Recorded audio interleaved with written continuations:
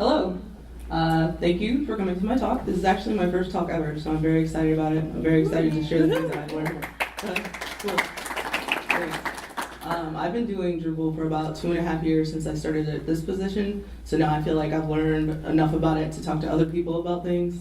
So it's called Government Issues, Leveraging Accessibility with Usability to Serve Really Diverse Audiences. Oh, that's not the... Or breaking through the buzzwords and creating a foundation that will benefit everyone. I often find that we talk about how we want to make things super diverse and we want to get things accessible and we want to improve our usability, but we end up just talking about these things and not entirely implementing them. So I'd like to share some things that I learned through this. So in this, I'll be sharing the ways that we, at the job that I have succeeded in doing this. Sharing ways that we worked up in achieving that goal.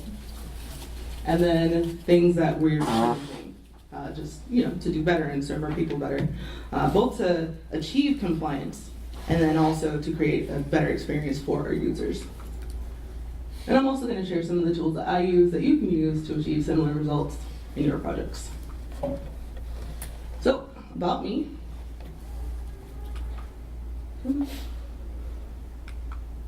So my name is Tearyne Glover. It is pronounced like Karen with a T. I know some of y'all might have been wondering about that. It is not Tearyne. There's a sales guy that used to make that joke. It's like, no, not quite. And I am a front-end/UX developer. I work for the Employees Retirement Fund of the City of Dallas. I work for the Civilian Retirement Fund. Come on. So I also am a communication specialist, so my role is hybrid. I am the head of the myERF help desk. myERF is our portal that we have with the pension services, and I'll talk about that. And I am also our digital communications strategist, which means I do our email and our social and a bunch of other things that they ask me to do. So You do a lot. I do a lot. Yeah. So, who is familiar with what this is? It's curb cut. So, I kind of want to talk about these because it's something that I saw mentioned in an accessibility talk, and I want us all to just take a minute to think about who are the people that benefit from this. Nobody has to answer out loud. Just kind of think about the ways that you see people using curb cuts and who's getting a benefit out of it. Anyone on wheels? Everybody. Yeah. I use So a lot of people, when they see these, you immediately think, oh, people in wheelchairs. The reason why we have the curb cuts is because of these accessibility lawsuits and things that went on, where it's like, hey, I can't exactly wheel my wheelchair over this curb, this high curb. I also trip over them, so I'm appreciative of them. Other people, visually impaired, it helps for them. A lot of the times they'll have these little dots, raised surfaces in them, and it helps out. And then also people who find themselves temporarily disabled. We don't think about it a lot of the time.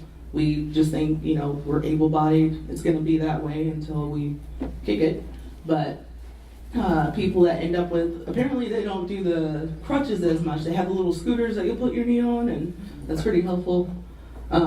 If you have any kind of mobility issues that fall under the previous situations, but also people pushing baby buggies and strollers and prams. When I looked this up, it was actually called a pram ramp. So that's the UK version of it. People transporting wheeled rolling carts. I know that we have some that are cut in there, and whenever we go to do new employee orientations, I have this buggy full of papers that I gotta take with me and trying to hoist it up over the side. So, and then bicyclists and rollerbladers, because I don't know if anybody else does cycling, but trying to lift the bike up over the thing and jump, and sometimes you just don't make it.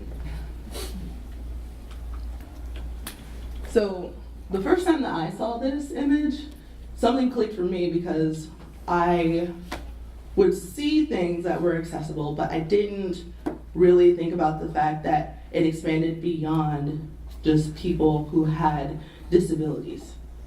It benefits so many more people in society than we really kind of get into. And so really the core of accessibility, this is generalized definition of it, but it's ensuring direct and indirect access through accommodations to people with disabilities, right? But I think the key part of this is that it's ensuring access. And so I know that, you know, I'm in the government sector, a lot of y'all are in education. So for us, it's mandated that we do these things. Like, it's required by law. And I know in private sector, sometimes you'll get a pushback of, oh, well, but do we need to do this? Are blind people really coming to our website? We do audio, maybe the person that is deaf is going to your audio website to buy something for their friend or family member. One thing that happened to me a couple years ago is that somehow at my receptionist job, I ended up getting swimmer's ear. And so it was really trippy because it ended up sounding like Transformers in one of my ears for a while. And so I couldn't listen to music with my headphones anymore. But what really helped me out when I was trying to listen to or partake in video things is that a lot of the videos had captions. And I never imagined a situation where I would temporarily lose hearing. It was very disorienting for me. It was scary. But thankfully, somebody thought about the other people that would be in the margins, even if it's temporarily. So with accessibility, it's also heavily related to this concept called universal design. And it's on this is very lengthy. It aspires to create environments that are designed to be accessible to older people with disabilities. Older people with disabilities, and then without disabilities. The curb cuts are a great example of that because they're initially recognized and intended as being for people who use wheelchairs, but they're useful for everyone. So the tech equivalent of this is known as Design for All. So I included a link in here, and I'll share these slides with y'all after I take my notes out of them. But it's a design philosophy that targets the use of products and services and systems by as many people as possible without the need for adaptation. So I'm going to touch on some accessibility topics in here, but I want us all to be able to come to this understanding of how accessibility should really just be viewed as a foundation for doing great work that's going to enable access for lots of different people. So to tell y'all a little bit about where I work at the Employees Retirement Fund in the city of Dallas. This is our logo. I like it, it's cute, it's easy to sketch. Yeah. I did not come up with it. I am not a graphic designer. But it is a department of the city of Dallas. We exist within the city of Dallas, but we're also separate. So it was established in 1944. At the time that it was established, I think that people were putting in about 5% or 6% of their paychecks. We don't contribute to Social Security. So you do that in lieu of Social Security. Because of that, it will end up affecting what your Social Security benefit is when you go to retire. And I'll end up talking about that later. We have 12,911 employees. Around 3,000-ish of those are sworn police officers, so they're not covered under the fund. So the people that we end up serving are the 7,000 that are permanent part-time or permanent full-time employees. And right now, pension contributions are 13.32% of people's paychecks. And I put that in there because to me, that's very significant. At the level that I'm at now, the 13.32% still hurts. But it's more of a bit of an inconvenience.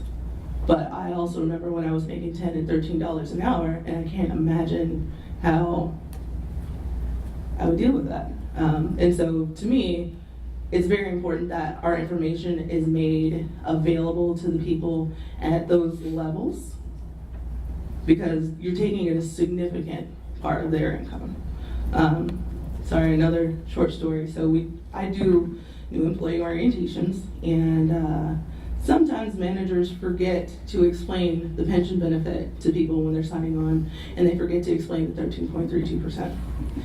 And one time we had a woman that was working for the library services, and it's usually pretty awkward because when you say the 13.32%, like I'm looking at you right now, you can see their faces like glaze over. But her face turned into horror. And so we ended up going and talking to the side, and this young lady did not know So new employee orientations are on Wednesdays. On Monday, she went and bought a brand new car and then found out that 13% of her check was gone and she was sobbing and she didn't know what to do. So so one of the things that we theorize is that for a lot of the people that were working at the fund previously, it was at that 5 or 6%.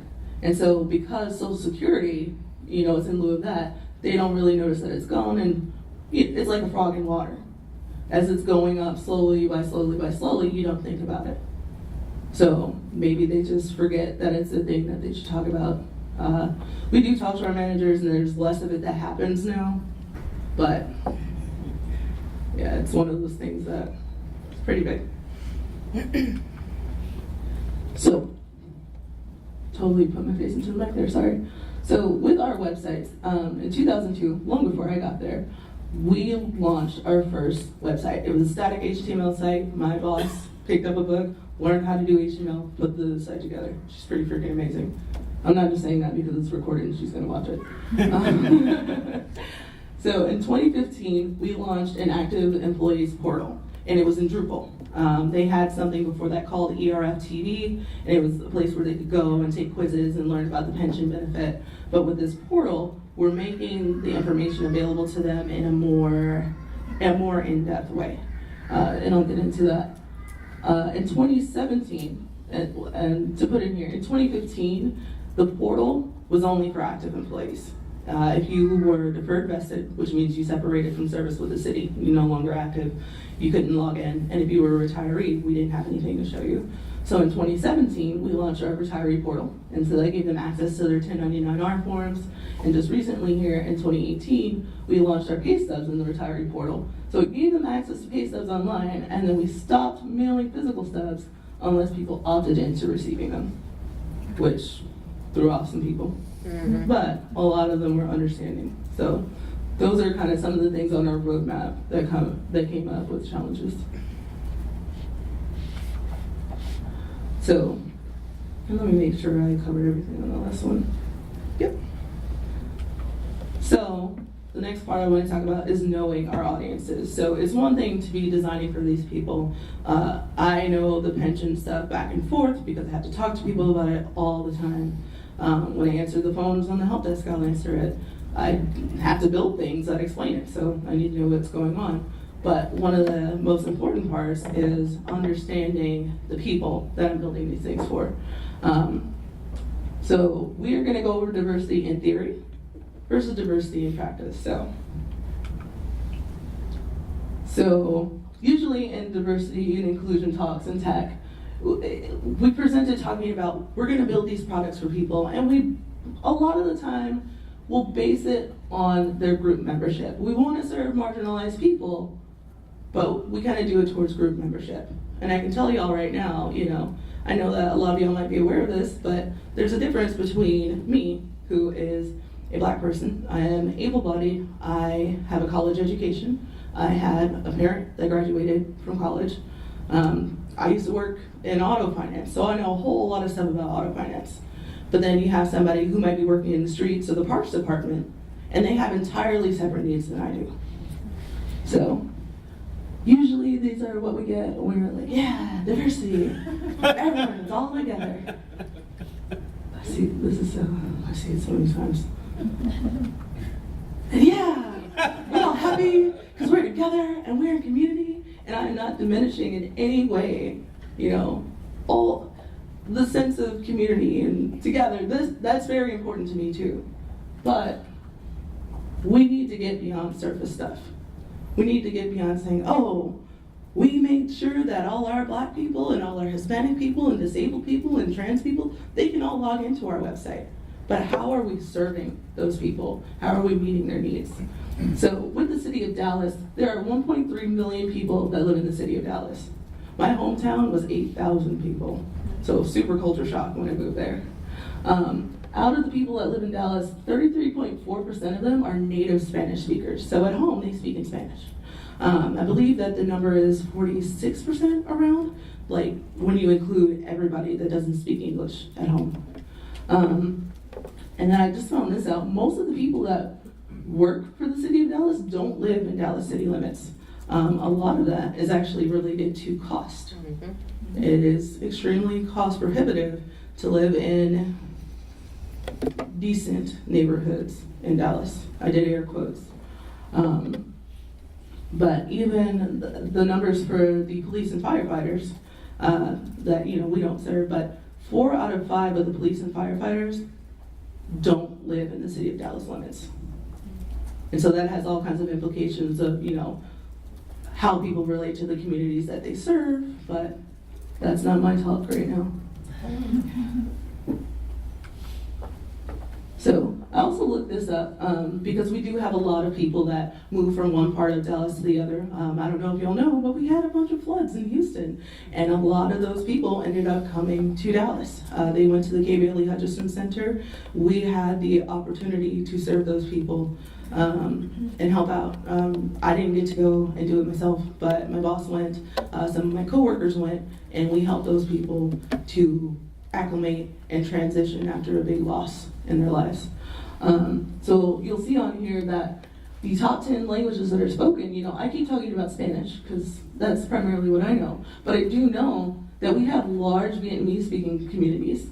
We have Chinese, Tagalog, German, French, Hindi, Urdu, Korean, and Arabic are listed on here.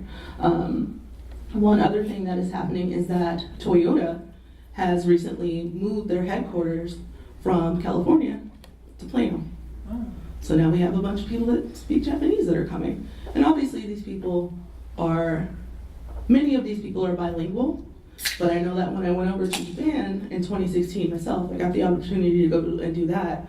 How we're talking right now, maybe like less technical, I could have conversations with people. But when it got to the point of talking about exchanging money, currency, financial topics, I was kind of lost. I was constantly looking things up.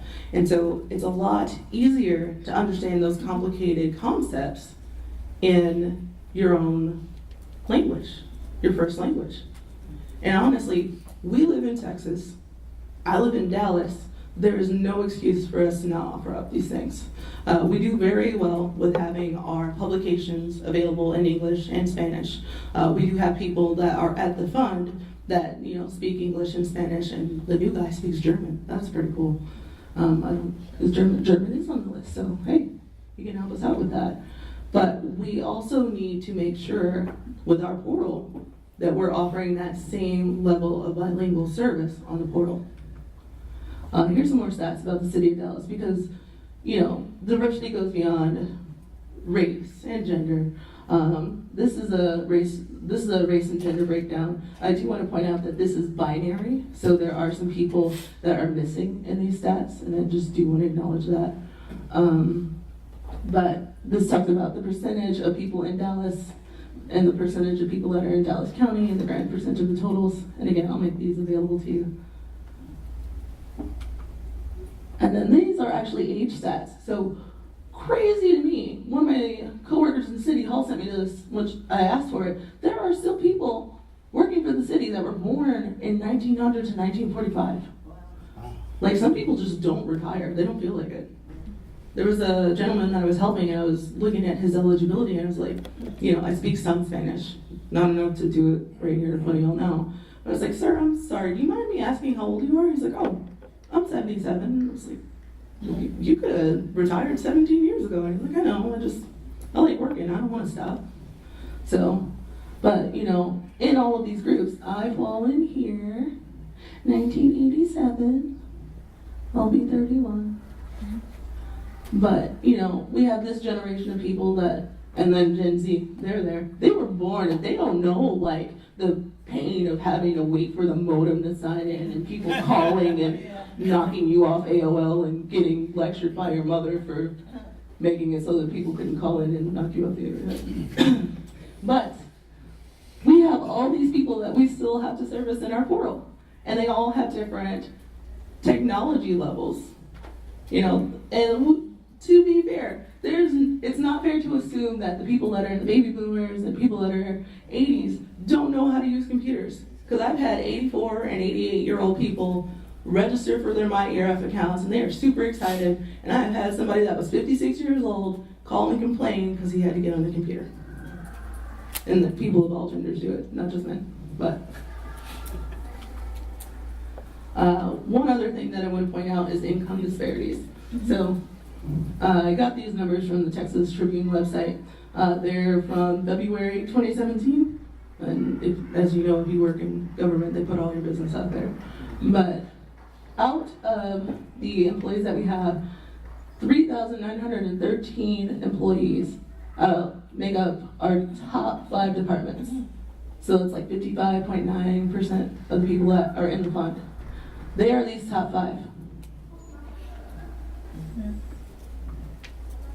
But then if you look at these top 3 in the city auditor's office, the employees retirement fund, communication and information services, look at our salaries and look at theirs. And so obviously we all know that depending on your income level, there's different challenges that you're going to face, and there's different impacts of those challenges that are going to happen. I also included what their salaries are after the pension is taken out. Wow. So instead of us just giving lip service to diversity, we need to talk about the actionable steps that we can take to building products that do foster that inclusion. So number 1 for me is making sure, I'm going to pick this up if I can because I'm tired of hunting over, and as some of y'all know, had some issues earlier. There we go. Is to build room for margins in your product from the beginning.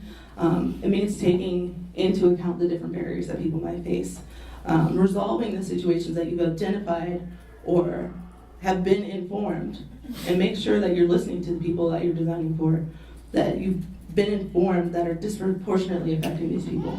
So the kind of barriers that can happen are economic, educational, language, I covered language a lot, I know, technological, and access. And that's why I included the bit on there about, the vast majority of people that work for the city of Dallas not living in Dallas. And if there's a form that's only available for them in the office, and they're making this, gas ain't cheap, y'all. It's going up.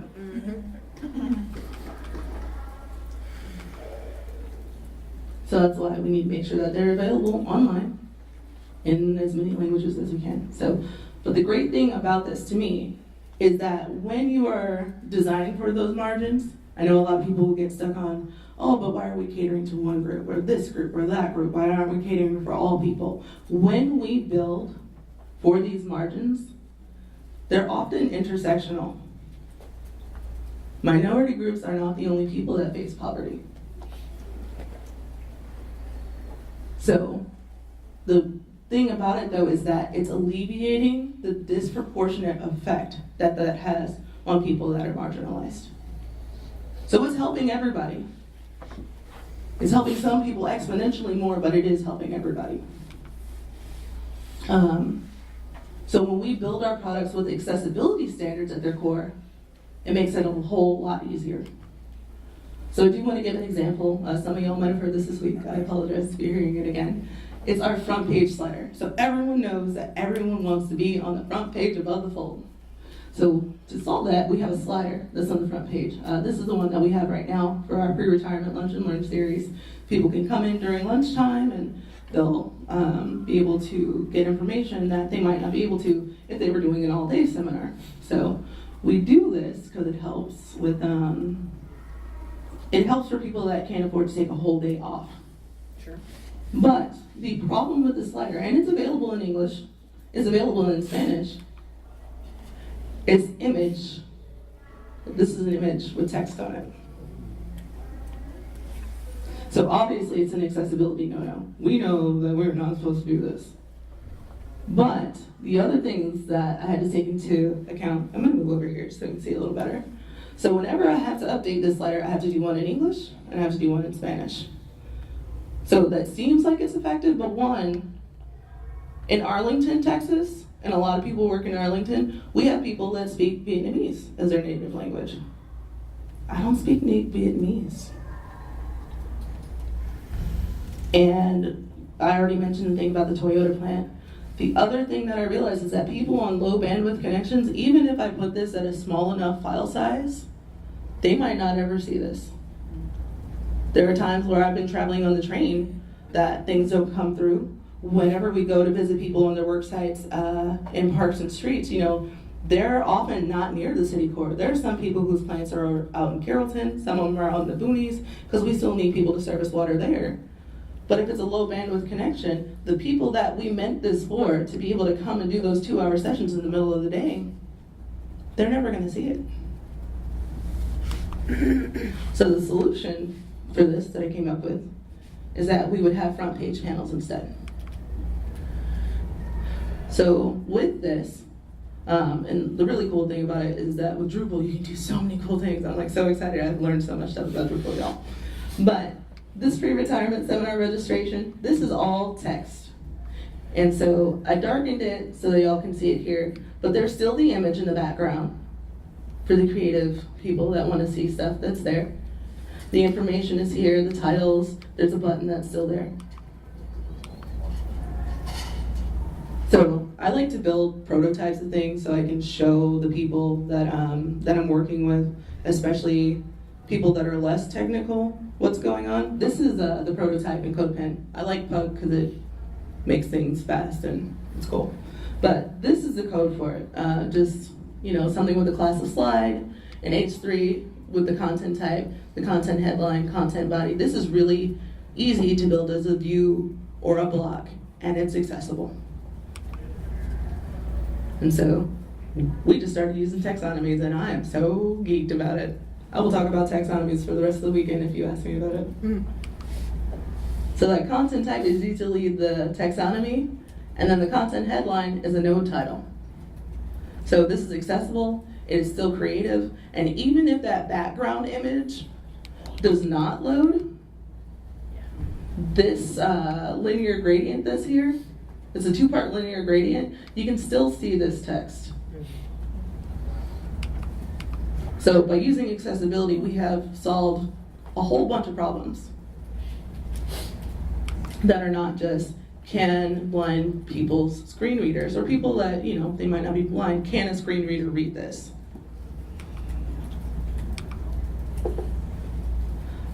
This one's kind of my favorite one, but it's a little shameful.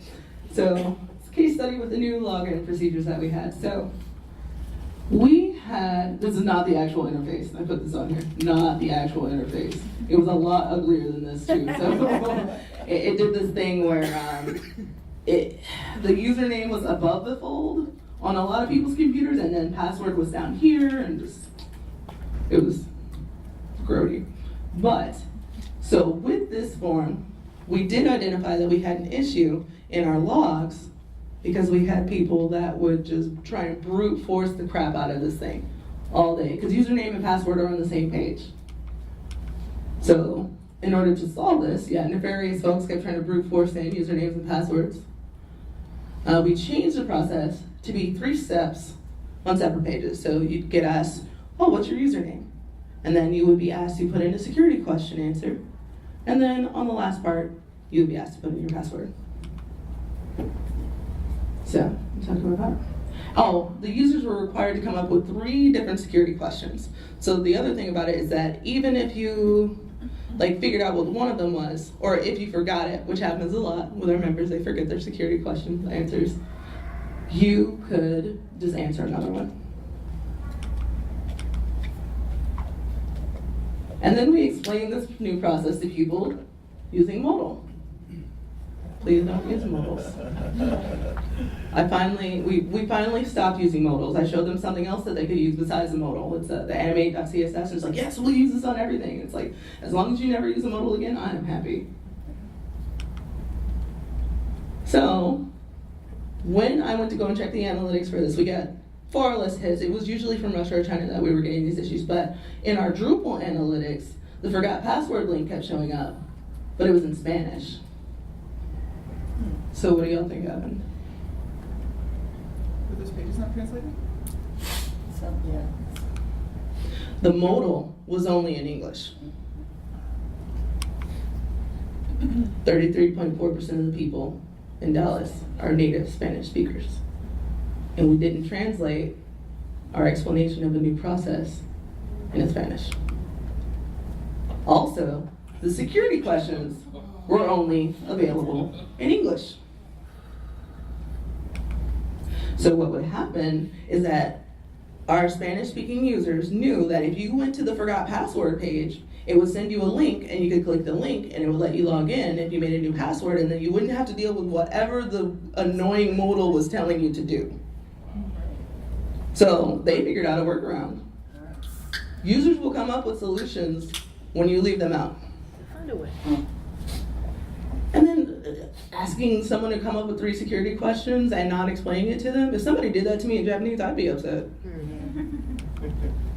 So the solution is that we translated the modal to Spanish, and we also, because this was the second part of us figuring this out, we made the security questions available in Spanish. While I do acknowledge that we do get, that we do have people that have other languages, a lot of them are often more fluent in English, and we do have options for helping people if the case arises. So, did anybody have any questions about any of this? I apologize. Yes, sir. I think you just sort of answered it. My question was going to be, do you actually use Drupal's multilingual capability to offer completely separate versions of the site in English and Spanish? Yes, we do. Okay. But there's a thing that happens with it, and I'm still understanding it myself, where I don't know entirely what happened with that modal. I think it just did not end up getting translated. Because if you go to our site, there's the English and Espanol, and you can click it and it'll switch it over. We have to provide translations for a lot of it. Some of it is already there. But that modal in particular did not. And then the security questions, we had to manually put those in there. Yes? And often client-side code won't get translated if it's written into the client-side code. Like JavaScript. Yeah. Thank you. Yes? What's a modal? A modal? Okay. So you know when you're on a website and you're just browsing and doing your thing and something pops up and it's like, oh, if you want to save money, then put in your email address here. And it's like, oh, no thanks, I don't like saving money. Have you seen that? That's the latest version of it. That's a modal. So it's like a block that comes up. It's no longer a pop-up, because like back when I was trolling the internet as a youngster, it was a pop-up, and then we have pop-up blockers, and it's something that shows up within the page. Great question. Your new interaction, like how is it different from the modal that you're? Believe that one shows up on the page now, and we don't have as many issues with it because a lot of the people that it applied to were returning users that had not logged in yet since we changed the policy. Now on the registration page, it includes all of those questions. So, did I answer your question? I'm there right now. Okay. Oh man, I forgot. Our website is on the internet. Y'all can look at it. Like the internet exists in my head as like this fun concept, and then I forget that like it's out there publicly for people.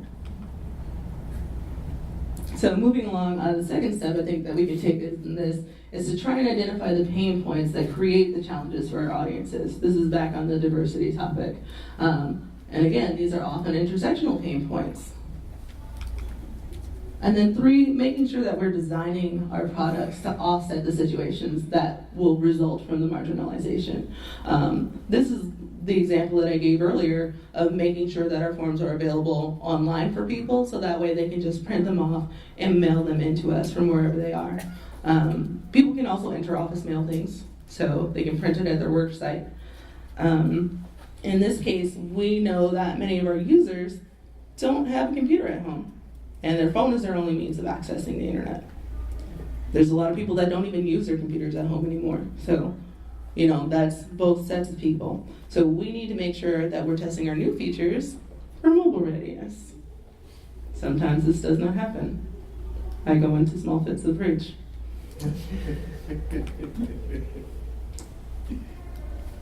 And it's because, you know, employees in City Hall, the Streets Department, Parks Department, and the city's attorney's office have very different experiences and challenges that happen. We talked about the points of, you know, my life versus somebody else's life. And I am a person that exists within a couple of marginalized classes. I have privileges too.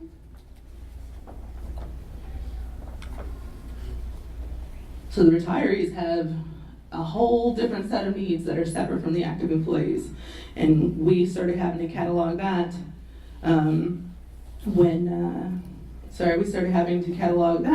when we introduced our new users and our new features in the portal in 2017 and 2018. So all of this is going to result in different user experiences that need to be accounted for in our architecture and in our content. And in my role, being a hybrid role, well, I don't know if it's hybrid, if it's getting to that many, it's kind of like Hydra. I'm able to learn this from the one-on-one experiences that I have with members. I go to, I answer the help desk phone. I do have a team that serves with me. One of the members of the help desk team is thankfully bilingual in Spanish. So that helps a lot because sometimes I try to help in Spanish and it just confuses people more.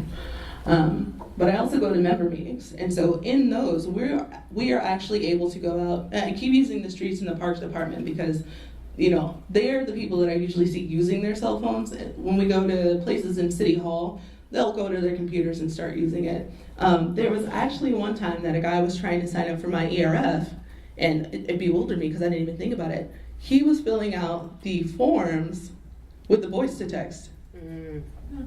It's like, wow, well, that makes a lot of sense. And I mean, I guess if you get stuff on your fingers all day and trying to do the button mashing, you would rather not. But at these member meetings, I get to see how people are experiencing our mobile site. I get to see the things that are not working. So if there's any opportunities like that are available for y'all in your lines of work, give it a shot. Even if it's just going like once or twice. There was the Women, Infants, and Children's office that we have, because we have people in that are with us, but it was out in the boonies, and I got to see the computer that she was using. It was old. It had the smaller resolution. We'll talk about that in a bit, but you get to see how people are actually working with the things that you build, and I really think that's important. If you have the opportunity to do it and you don't, you need to probably have a talk with yourself about it. So the other things I get are our analytics data. So there's Drupal analytics, Google, and because we also have Facebook and MailChimp, I get to see how people are interacting with things. There's this really cool thing in the Google Analytics, and it's the real time. Sometimes I will send out an email in MailChimp and then go and watch it. It's like my personal ant farm. I love it. But you get to watch the paths that people are going on. This is our data from year over year, 2016 compared to 2017. And then, like I said, 2017 is when we introduced features for the retirees. So we had people going up. The bounce rate went down. It was cool. I'm also so excited. But the analytics data showed that the error pages ended up changing because we had different people interacting with things. This also helps me to advocate for our users because sometimes people will get into not wanting.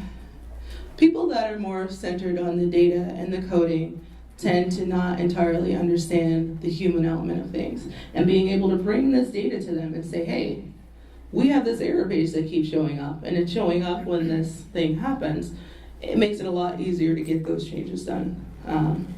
It also tells me what resources people are really using as opposed to what we think they're going to use, and then what programs we should develop on the communications team and in our organization as a whole. And we all actually do member feedback surveys.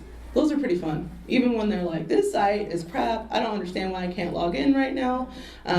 From this survey, after the person was unlocked and able to come back in, we found out when we had ERF TV, the old product, people could sign up, and if you came on early enough, you had a 4 or a 5-digit long address. And when we came out with the information for the portal, most people had a 6-digit number. So whenever we did the data updates, it would look for a 6-digit number. And if you had a 4 or a 5-digit number, the system locked you out because there was not a match. And we found this out because we had our help desk calls. And because we were getting surveys from people saying, why can I never get into myERF?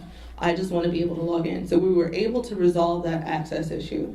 And especially if somebody's time that they're looking at the website is when we're not there on Saturdays and Sundays, it's critical to know. It also stops us from just building things because we can, the surveys. So these are some of the responses that we've got from people. This one is in regards to retiree things. So someone telling us, insurance is really important to us. I would like to know my best options are insurance via Medicare. Oh, where's the one that said not very useful? It might be gone. So very helpful tool, thank you, good work. So I actually don't like the positive ones because it doesn't give me something to change. This is actually with our pension calculator that we had that was out. Here's somebody that says, I would truly like to see the percentage that you are vested at. What it does is that it does the calculations for them. We had a benefit statement that we sent them in March of the year, but it was dated for December of the previous year. And so they would have to wait 3 months to get old information. So now they can see, all right, I've been here so many years, I'm at 30%, and now this tool lets them do that planning for their future.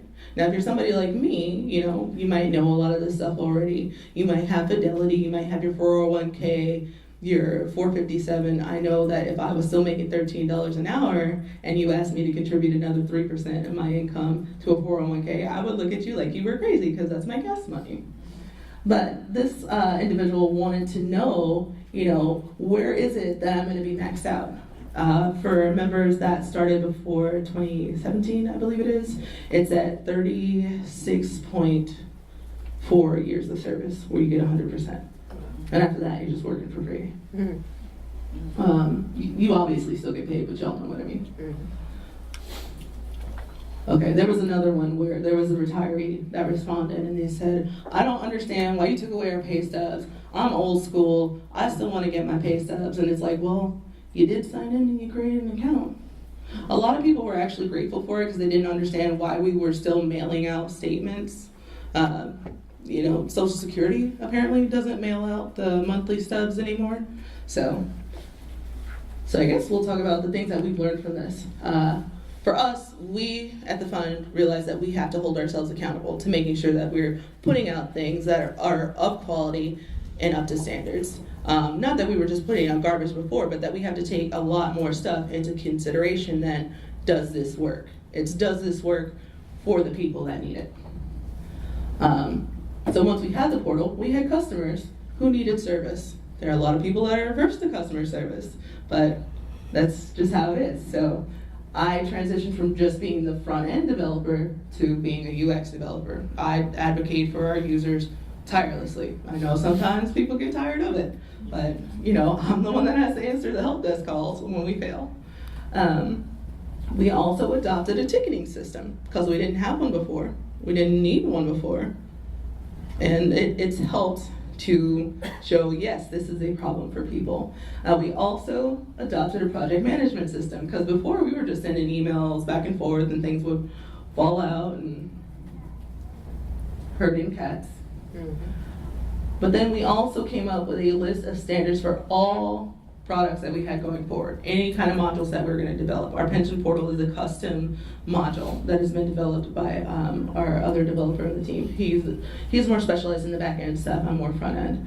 So we make it so that availability in Spanish is easy. We're not going to code something out and then have to go and retrofit it for Spanish when we know that needs to be part of the baseline things. Mobile testing is required. It is required. We're not just going to say, oh, well, it works on desktop and then let's work on the mobile thing later. Because, a lot of times in government when you do that, never. And we also now ensure that our builds are accessible. This screen is important to me because in our analytics data, it shows that a lot of the people that are getting to this page are from City Hall because they all have standard issue monitors and this is what their experience comes up as. So this is what it looks like when I'm on my work computer. So when I'm trying to help people that have called in, asking them about, if they call in and they're looking for the events calendar is here. Saying, well, it's on the right-hand side of the screen. Not for them. So the analytics data, and obviously just talking to people, but the analytics shows that people from City Hall, that's what they see. The other people that see this are our retirees, who usually have the larger screen resolutions. And anybody that is using a tablet, a lot of our retirees like to use tablets, they are also seeing this. I didn't include the mobile because I think we all kind of make the assumption that it's going to be the skinny thing on mobile, so we know what that is. But yeah, we use this data to improve our internal help desk processes and our layouts. I put this into our documentation that if somebody calls in, tell them to look for the green square for retirees. And that, so I'm logged in, so it says myERF, but there's a register button that's there. They don't see the other register buttons for some reason, they're in other places, but when you tell them to look for the green square and the word register, they're like, oh, okay, that makes sense. So, this is I had to stop myself because I get excited about showing you all this data. So here is in analytics, you can set it where you can look at the browser data and look at it by device type. So this is with your primary data and then secondary data that's there. So as you can see, there's a heck of a lot of people accessing it from Internet Explorer on desktop. A lot of those people are in City Hall because they can't install Chrome and Firefox on their computers. A large chunk of the Chrome numbers is probably me refreshing and looking at things, but that's there. Safari on mobile, that's our iPhones. Chrome mobile, there's a lot of people that use Androids. And then Firefox for desktop, Edge, Safari. Oh, where was it? Safari tablet, that's iPads, right? I'm an Android person. Yeah. But another cool thing that you can do with your analytics is that you can take it by screen resolutions and device type, and this over here on the right-hand side is a pivot table. So then I also added the operating system. So now you can see that people that are accessing it from 1280 by 1024 on desktop, you can see how many people are coming from Windows, but then you also have your Macintosh people, so it gives you kind of a deeper look at that. I have my Google Analytics that I use for myself. I'm going to share that with y'all because I know when I first started having to do the analytics reports, I was really confused about what I should include and what I shouldn't include. So if you don't need it, that's fine, but I just want to help out people because I didn't have it for myself. But then I'll also share like how to do this pivot table thing because it confused the snot out of me for a long time. So cost of exclusion. So a lot of the time we'll think, okay, well, maybe we don't have to do for that, It's just a small percentage of the people. The majority of people are being served, so why do we need to develop out for that small sliver? So the cost here that we have our counselors that talk to people when they're trying to retire, they end up on phone calls with members about things that could have been answered on the website, referring them to the website. One lady called recently and she said to my boss, hey, I needed to talk to a counselor and she wanted to get some information that was available to her on myERF. And so my boss says, hey, you can sign up for the portal and I'll have all that information for you. And the lady said, I don't have time to sign up for that. And she's like, well, how do you have time to talk to a counselor for half an hour on the phone? The other thing is that members end up getting frustrated and then they call the help desk when the registration page, some of y'all might have seen it, sometimes the registration page is not clear, login questions might be unclear for them. One of the trickiest things is that when people can't get information from the source of truth, they start asking each other.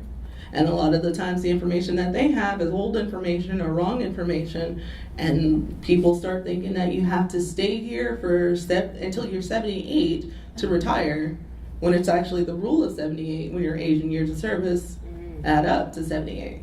So we've had a couple people that ended up staying longer than they wanted to because they didn't know where to actually find the information. And then members can make decisions that will harm them financially in the long term. So you do have an option of taking your money out of the pension fund once you separate from service. If you have been with the city for a significant amount of time, yes, you're going to get that lump sum minus your taxes and then the other money that the IRS is going to take from you. But when you get to your Social Security retirement age and you go to pull out of Social Security, one, you no longer have a pension benefit, and two, the windfall elimination provision is something that kicks in where if you were contributing to a pension and not to Social Security, even though you might not get that pension anymore, your Social Security can be cut up to half. So now you're retiring, having maybe spent all your pension money because you couldn't get to the information. And I might not see them 20, 30 years down the road, but it's still something that affects them. And that goes back to, issues of marginalization. It's already hard enough. Like, make it easier for people to make better choices for themselves. There's a book called Nudge, and I forget who it's by, but it talks about how people that are in public service can, not telling people what to do with their lives, but to help them to make choices that will benefit them in the long run. But, happy face, let's talk about some benefits of our inclusive UX. So members know that they have a resource that they can get to 24 hours a day, 7 days a week. Sometimes we usually update the data the first week of the month. And if we don't get it within that time, people call and like, hey, myERF hasn't been updated. Like, when are y'all gonna do it? I get excited about it. People like watching like that little fraction of a percent go up because they know that's their future going up. And so the self-service nature of the portal makes them feel empowered to do things. They can make their own decisions about their lives. And generally, they make a lot better decisions. They might not pull their money out of the pension fund. Yes, it's 10 years worth of pension contributions. I look at mine sometimes and there's like a down payment for a house that's sitting there. And if I left, I'm not leaving, Melissa, if you're listening to this. But if I left, that 20 grand would be real sweet, right? But I know what it's building up to. The portal also frees counselors up to help people with higher complexity situations. I don't know if y'all have ever had to deal with somebody who has had a death in the family. In 2013, I lost my mom. And she was 53, so, terminal illness sucks. But I remember having to go into the bank to, some coworkers had helped me out and I wanted to make a deposit so I could go ahead and buy my ticket. And I remember being in pieces and I remember the people at the bank assisting me with that, helping me while I was grieving to get things accomplished. And us having time to do that, not like the other calls are not important, but being able to take the extra time for that matters. It matters a lot in people's lives. Also, pensions and divorce are messy. And sometimes you gotta get those knocked out.